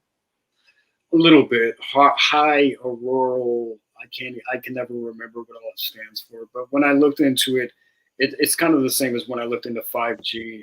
It's a whole spectrum of frequency, right? So it's not just one specific frequency. And that's, if it were one frequency, we could easily create a cancellation wave to it. But since it's a whole spectrum of frequency, you can't really work with it like that. It's a whole array. So, Yeah, you know, and I think with a lot of this stuff, there's a point to where it's great that we know about it because ignorance is not bliss. And then there gets to a point though to where when like I've caught myself doing this, I will over focus on these things and then I'll start feeling ill. And it goes back into the particle and the waveform. You know, if we can keep our alignment with the idea of harmony, you know, our focus, our consciousness with harmony, then anything that's disharmonic isn't going to affect our field as much. We aren't going to be as stressed as much. Our field's going to be stronger, and these things like 5G and so on and so forth aren't going to be as much of a penetrating force in our reality. And it's kind of unfortunate in a way because a lot of us are looking to reconcile this for the world instead of just building our own ark and sailing away, so to speak. But one person at a time, when we retune ourselves, we'll collectively retune the environment no matter what they're trying to do. And as far as them, I think their time's about up. It's, you know, from a lot of what I'm gathering, hearing, and seeing in all the different sectors, I you know, a lot of this stuff I don't think is really going to come to the full fruition that they want it to. So that's my opinion. Well, that's good. I love the optimism. It's, you know, good in a place where a lot of people aren't very optimistic with what they see and hear and feel and all that. So anybody that is optimistic, I've always been optimistic that we can fix this, that we can, you know, stop them, that we can put us back into the place, you know, back into harmony, back into, you know, balance with nature, with ourselves, with, you know, each other. You know, I always have had that faith and I've never wavered from it, as crazy as this world has seemed some days. So I always appreciate anybody that has that optimistic view. Yeah. So or did you want to say something? I was going to say real quick, one, I can totally understand people being uncertain. You know, I totally get that. And two, if you are uncertain, maybe look into Project Looking Glass, because there is basically this technology, if you've yet to hear of it, where you can see into the future. And what they ended up finding is that there is, so we're all on these sub dimensions of different timelines, as you may know, but we're kind of collapsing into a point where we are all going to experience one inevitable event. And supposedly, right, just food for thought, this inevitable event is going to be the demise of the ruling forces of this world. And that there's no way around that. That it's all these, you know, this is kind of like the elephant fitting through the head of the needle. And then we come back out. You know, it's the event horizon idea of the black hole. You know, we're coming into the precipice of this threshold break. You know, and we can't take the old toxic traits with us, including this system or including our own toxicity. You know, our own traumas, our own narcissism. All this stuff is coming to the surface. People feel, oh, I'll wake up some days and I just feel just whacked out. I feel like irritated or whatever. And there's so much floating around in the collective and floating around within ourselves. And this stuff has to come to our conscious mind and come to the surface to be detoxed. You know, so there's a lot at play right now. And if you feel off or weird, just pull through it. It's all gonna be fine at the end of the day. It's like going to the gym and sweating out the toxins. It's ugly when it happens, but after you shower, you feel better. Yeah, and if we're vibrating, you know, collectively at a certain level, it's hard for this, you know, darkness to penetrate these frequencies that are at such a magnificent high level. And I think that that's where collectively we're all kind of heading, you know, to, some people call it ascension, some, you know, people call it rapture, some people call it different things that are happening, but I think it's taking and elevating us into a place where we can't be harmed by, you know, their wicked weapons or technologies. Yep, absolutely. Now, Nicole is asking, and someone asked earlier, if you think that 5G frequency can potentially be harmful or is harming people. Some people say they haven't even turned on the 5Gs. Some people have done stuff on the phones that they say it's a 5G phone, but there's actually no 5G chip in it. So they're not actually using it. Up to 60 hertz, I believe. Once it's after 60, it can become a weapon, which maybe they're not. Maybe that's what they did at Wuhan the first month, or whatever, when people were dropping everywhere, where they could have lit up these frequencies and everybody started dropping, and they're like, yo, maybe we shouldn't be, tampering with it this high. And then they had to blame it not on their golden goose technology that they think that's going to take everybody into the next dimension, but they couldn't have people thinking it's actually as harmful as it potentially could be. Yeah. So 5G, it's a spectrum, but the highest part of the spectrum is 60. I think it's terahertz. So this isn't just hertz. Like in the part in the spectrum you can hear, we hear up to 20,000 hertz, and then you get into megahertz, gigahertz, terahertz. I can never get the order right, but it's something to that extent. So 5G is so far beyond what we can hear, and it actually, in its highest spectrum, it borders on being a heat wave. Now, think of the contradiction here. If they want to turn that on, but they're the same people who are talking about global warming. Climate change. They're heating it up with everything they're doing. Yeah. So it definitely would be harmful. But like you said, I've heard the same thing. Like my partner, she has a 5G phone, but she has terrible reception as soon as she gets into a city, because they have the towers set up. So your phone automatically switches to 5G mode, but those towers aren't emitting the 5G. So it's the most ridiculous thing. Like, she's called Verizon several times, and they're like, all of them are stumped. Can I speak to the manager, supervisor? None of them know what to say. They're all just like, yeah, I mean, it's on, but it's not on. And it's like, well, I'm paying for something that doesn't even exist yet. What's going on? That's the most ridiculous thing. Do you think plasma waves can cancel out 5G frequencies? I feel like it could. I feel like plasma waves are very at the root of just our harmony. That they definitely feed our biofield, and strengthening that field is going to create basically a filter of the frequencies that are supposed to come in and aren't supposed to come in. So absolutely. Elizabeth is asking from our Facebook, is frequency a science that is recognized by the mainstream scientists yet? Yeah, largely. If you look into ncbi.gov studies, you will see hertz all up and down a lot of those studies. They've done studies on 528. They've done studies on 432 hertz. And, it was surreal to me at first, because you have so many people who are like, oh, this is pseudoscience, this and that.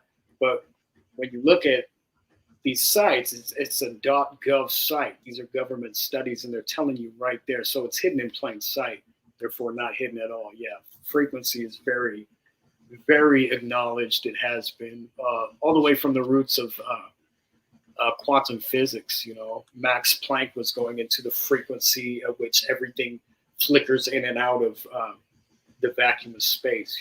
The frequency is so universal that you're going to have to address it at some point in your studies. Most definitely. Now, do lights and then emit the different frequencies? So if you're in a building that's got fluorescent light tubing, or you've got certain, different lights in your home, some of them they thought was the big craze and those spiral energy saver lights, but apparently if you break one, it's toxic inside. So, if you have something toxic inside that's emitting light, would that shield it from emitting toxic frequencies? Because that doesn't make sense to me. If it's toxic and you put energy through it, wouldn't that energize the toxicity? You would be ruminating that toxicity into the room. A very small, this is how they like to work, I think, is that they do little micro bits of poison to where you don't even know what poisoned you at the end of the day. you know. So stuff, little subliminals like that, where it's like in our lights and stuff like that. Yeah, light can definitely affect us, you know. The best kind of light, of course, is sunlight. That's what's going to correct our circadian rhythm, which is also a frequency. The artificial light, like, you know, even the blue light from our screens, it impacts our thalamus and our hypothalamus, and that's the main alchemist as far as what actually produces a lot of our hormones and stuff. So our circadian rhythm, our hormonal production can be thrown off just by the specific blue light of the screen alone. Now, there are other spectrums of blue light that can actually help you produce serotonin, you know. So that's a very like nuanced kind of topic there with the light. But generally, a lot of the light that we have is artificial light. You know, it's what they call dirty light. If you were to see it from way far away, it would have like a reddish tint to it. So we brought here on the Missing Link someone who was promoting carbon C60. And carbon C60 is a carbon-based product that's made from graphene, a metal, and apparently if you take this, they put it in olive oil, MCT oil, coconut oil, you put this graphene into you, some toxins bind to it, and it's being pulled out of the body. When I brought them up and they wanted to help, you know, help us here a little bit financially by creating a website and saying if anybody buys any of this stuff, you guys can benefit. We got hammered by people in the truth community. How are you promoting this graphene oxide? This, you know, that's what they're trying to put into everybody. We got a question here from Elizabeth. She says, Trevor, do you know about graphene oxide and frequency?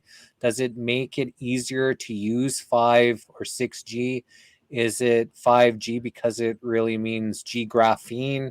Is it used to control us biologically? I'm talking to this other guy who believes he's a mastermind. He's like, that's nonsense. He goes, graphene actually helps to conduct things inside of our body. We have iron. We have all these different natural metals for conductivity. He's saying that the graphene isn't toxic or harmful, but then we know about aluminum. If there's too much aluminum, whereas we talked about earlier, that breaks the blood-brain barrier, then people start to, you know, forget and get Alzheimer's and get dementia and things like that from too much metal. And I believe Angelina was telling me men, especially that eat a lot of meat, have too much iron in their body. So that's why if you eat a lot of meat, it's good to donate blood to try to get this iron out of your body because it accumulates too much, especially if you're eating too much meat. So thoughts on the graphene and if you think it's a benefit or it could be detrimental to us? Yeah, it's a conductor. It's a carbon base, and we are carbon-based beings. I think it has been used. So it's been used for a lot of different technological purposes. And I think they could perhaps put it in our body and then target it and program it and use it in a certain way. But it's not inherently bad. Like they're like one expression of some very close to graphene, and it might even be that exact carbon 60 is shungite, which Russian scientists are calling the medicine of the 21st century. You know, shungite is a basically crystalline structure which you can put in your water and it will purify your water. It has been found to knock out like low electromagnetic frequencies, electromagnetic static. Right? They've tested it with the reader. They put like a shungite pyramid next to it. It read 0. They put it away. Read 100, 200, 400, and more the further that thing got away from it. So it's so many nuances. Like, I guess I'll just go back to the idea of the cathedrals. It just depends on how it's being used, what it's being used for, you know. The supplements like that, like what you're talking about, I've heard great things about them. I've heard people actually have great responses and results and have come a long way in their healing. You know, I don't know if saying that makes me controlled opposition to some people or what, but you know, it's a time and place. It's a time and place, and it, you know, you could take a lemon and read the Anarchist Cookbook, and you could go blow up a bank with lemon juice being the main component. You know, does that make the lemon bad? You know, this is kind of the realm of things we get into when we start looking at the causal realms of elements and minerals and stuff like that. Yeah, and we have here, Monica says she's been taking C60 since 2019. You know, Carol says Dr. Daryl Wolf, he's got C60. He's the only one on the planet without the crap in it, as every salesman says.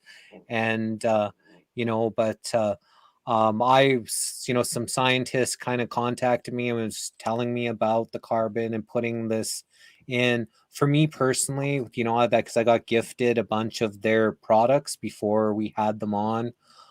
It was making my stomach hurt, so I stopped them. I didn't take any more of it. And then all this kind of came at me, so I didn't want to promote this product that could potentially be harming people, or, you know, they're trying to put the graphene in. So we just kind of stopped and kind of cut ties because of it. I don't know. I talked to some doctor friends of mine. No, and these are like awake doctors, like, you know, that like Dr. Eric Naputi, who's got a radio show talking against the pharmaceutical industry and all this kind of stuff. And I asked him directly, and he goes, yeah, we love this C60. We've seen so much benefits into people.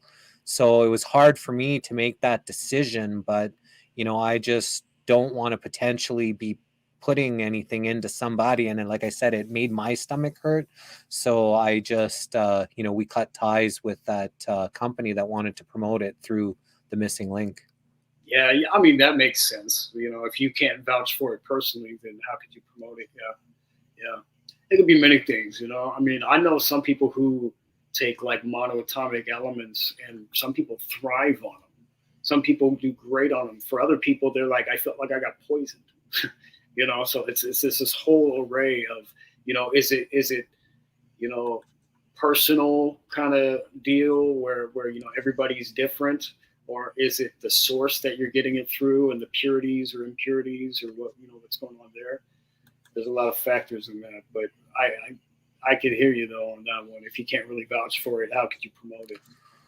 Yeah, the other problem was the bottle is like this size, and it's mostly olive oil or MCT oil or whatever, and they're selling it for $80, $90, $100. And I couldn't, you know, justify how, you know, you could have such a small product. And, you know, right now everybody's being kind of squeezed, and nobody's really in a financial good place. And to sell a tiny bottle for $100, right? And I know that there's compensation plans. Everybody's got to make their money, but I don't know. I just wasn't in alignment with the product in that way either. Yeah, that's a tough one. If it's mostly olive oil, you know. But, you know, talking with my girlfriend, and she knows a lot about health and wellness. If everybody just took a teaspoon or tablespoon of olive oil every day, it would benefit their health. If everybody took a tablespoon of, you know, these healthy fats, non-cooked healthy fats, MCT oil or coconut oil, that benefits people. So really, you can put anything you want in this bottle of olive oil and say, hey, take a teaspoon of it, add some mushrooms, add some whatever, some burdock or whatever, and just sheer alone taking it with whatever else, you're going to notice beneficial effects, because now you're getting that healthy oils, healthy fats into our diet that they tried to so scare people out of. No cholesterol, no fats, let's just sugar. As long as you have sugar, you'll be okay, as long as you take away the fats. But that was the opposite of what things are for our body. Right. Yeah. So much stuff gets generalized into those boxes. You know, they say like, oh, if you got heart problems, no salt. It's like, no, you don't want table salt. Some people have been, you know, using like Celtic sea salt, and it's actually decreased their blood pressure. You know, where we all hear that salt in general will increase your blood pressure. Oh, that's the table salt. That's the process salt. Well, that's a big one in essence too. And they used to put iodine into the bread. Bread was made with iodine. We didn't have any iodine deficiencies. Now most people are iodine deficient. And, you know, they don't have that into the breads. And same with salt, iodinized salt. So they had iodine in it, but they got people away from, having iodine again, making people deficient in this natural element, this mineral that I believe, is meant for the body.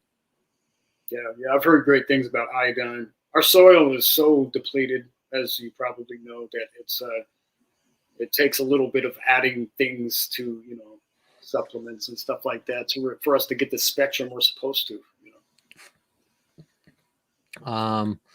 So I just wanted to mention something. I'm not sure if we talked about it here yet on pink Himalayan salt. So pink Himalayan salt is supposed to be good for you, lots of minerals coming from the ocean.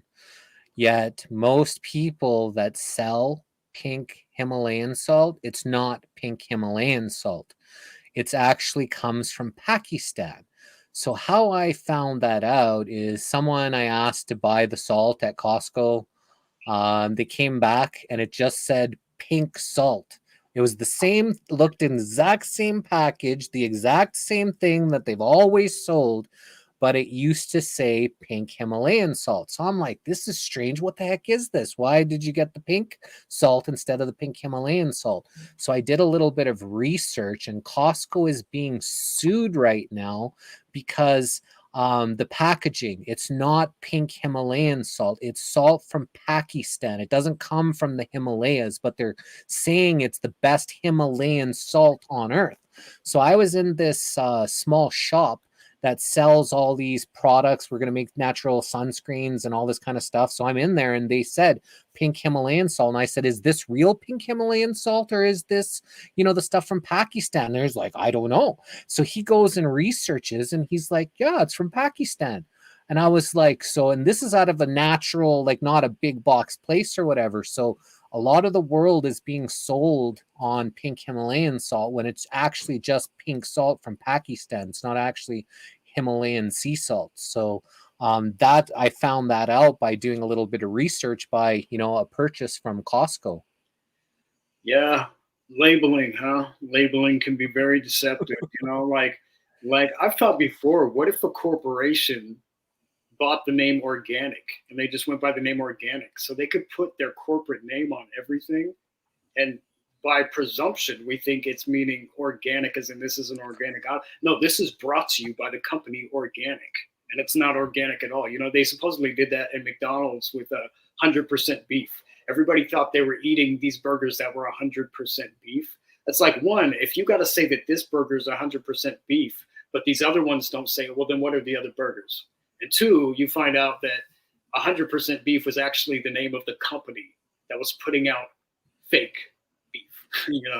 So they play on those, they put out those markers or words, and they know what we're going to assume out of blind trust. So it's a slippery slope right there.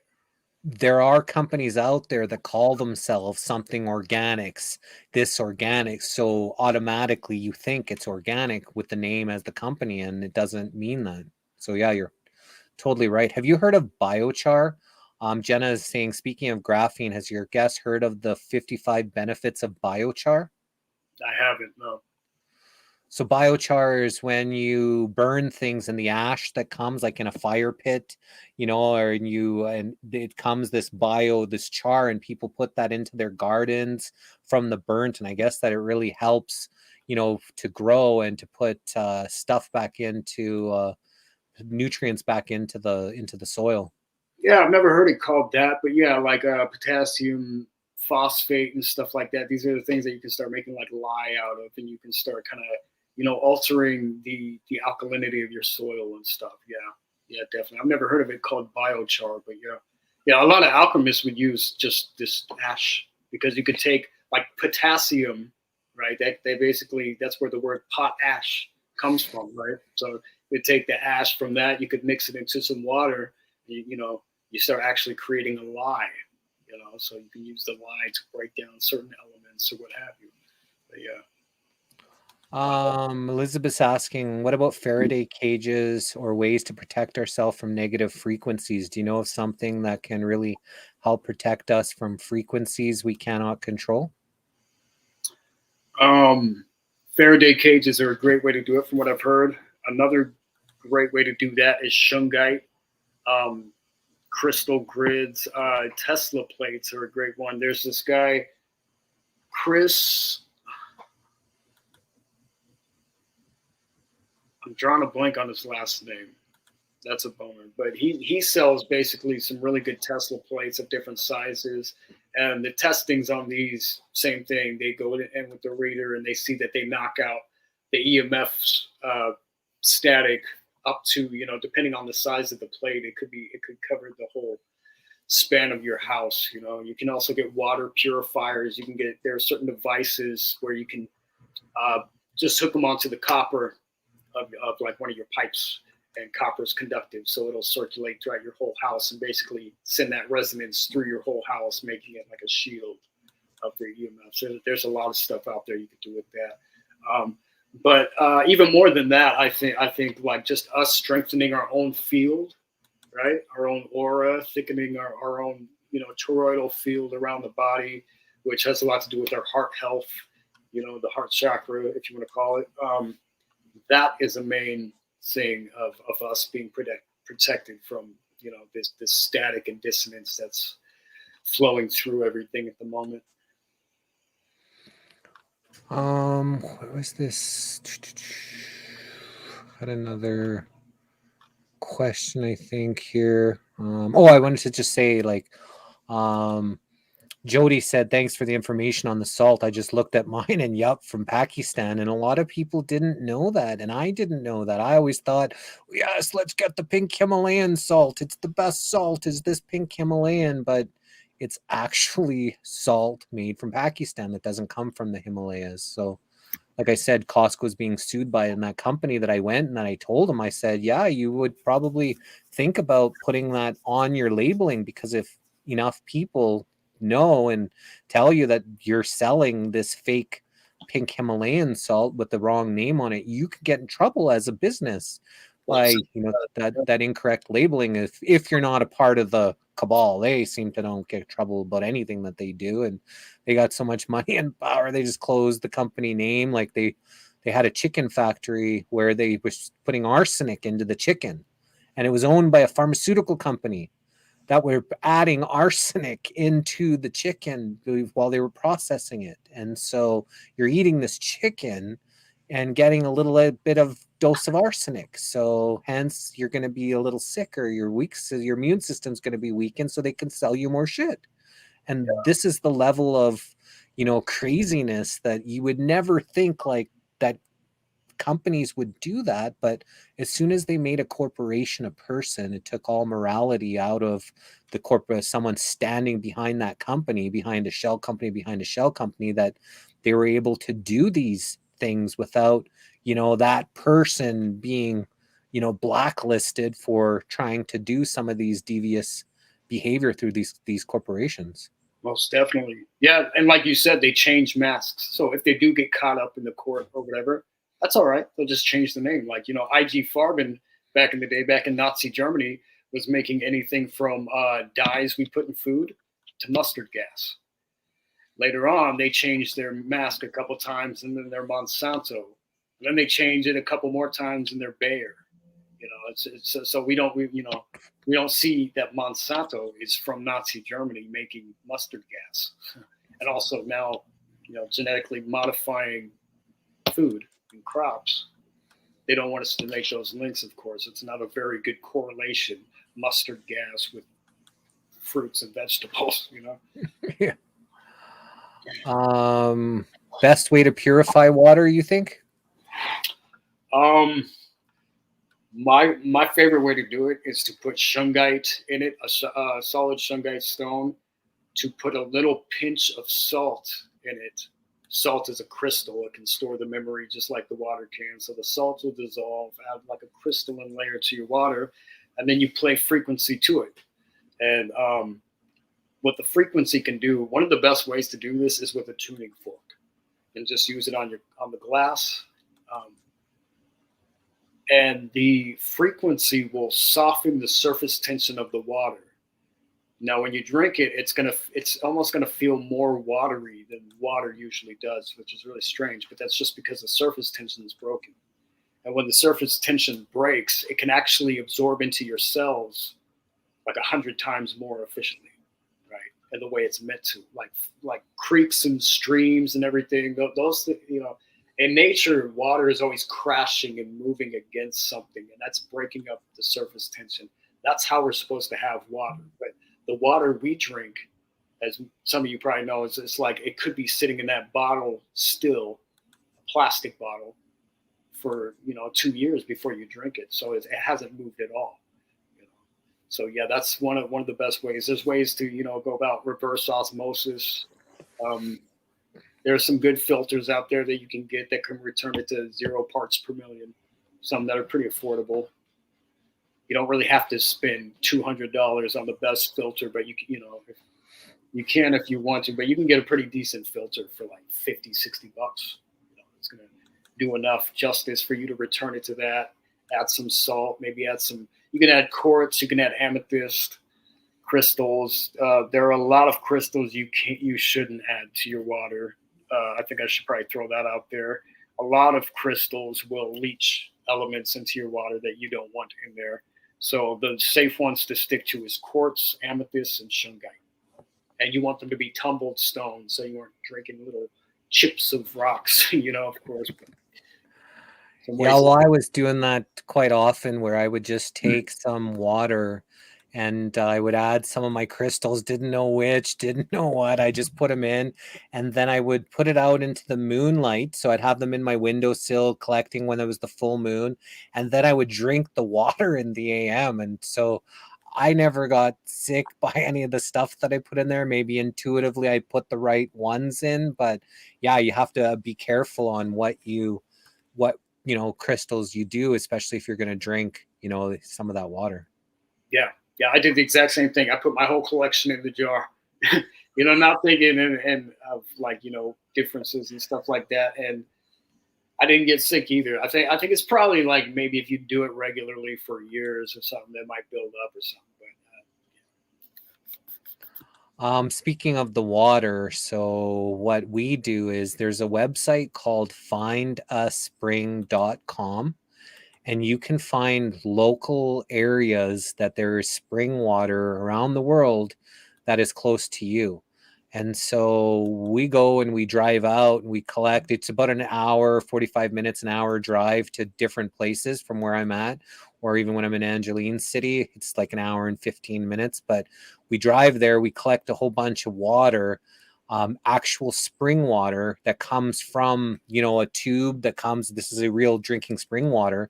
And we've been drinking that for years and years. And I don't filter it. I don't boil it. I just drink it right out of the ground. Like that's, I think the way we were meant to drink water, not through these rusty pipes and, through the houses adding all their chlorine and fluorine and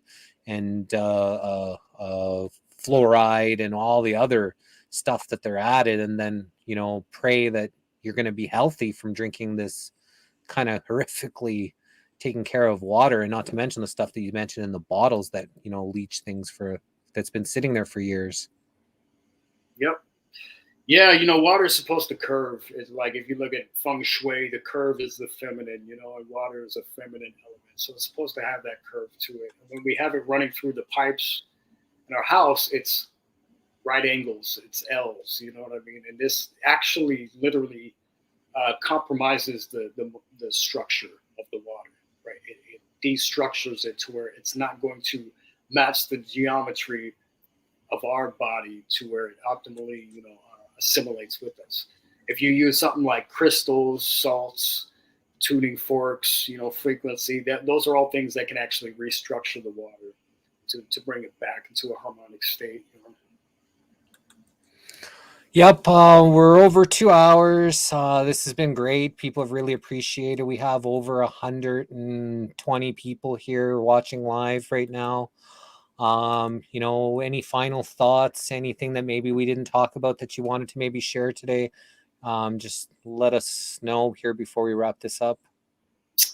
My last thought would be, well, I'll just leave it on my message. My little disclaimer is always everything, in my opinion, is fiction until it resonates in the heart. I stated a lot of stuff in a factual manner. I feel it's factual. timelines are different for everybody. So just anything that I said here, just food for thought. And yeah, I have my second album out there on SoundCloud now. It's a planetary album, and I'm working on the third album for the brainwave entrainment. So I think you got the link in the description, and they can just get to it through that. Awesome. I'm going to put the links down here again one more time, and I'll put it up on the screen. Thanks for everybody that's watching on LinkedIn, for on our YouTube, on our Twitch, on our Twitter, on our Rumble, and then on our Facebook here live. We're on a whole bunch of different areas now. We're trying to expand to as many people as possible. Jenna's, this subject is hot stuff. Great interview. Thank you both. Thank you, Jesse and Trevor. You have some fantastic information. Thank you, Jesse, from the bottom of the heart. Music benefits are awesome. Thank you both for your information. I listened to your frequencies, Trevor. So this is great. A lot of people are really excited that you were coming on here today. So thanks again for, taking the time here with us today to share yourself and to be a part of the Missing Link. May the source always be with you, brother. Likewise, man. Thanks for having me on. It's been a pleasure. Awesome. You're very welcome. Well, thanks everybody for all your likes, comments, hearts, shares, and stars. We appreciate all of your support. We've got another Missing Link tomorrow with Ron Valent. He was on our last panel.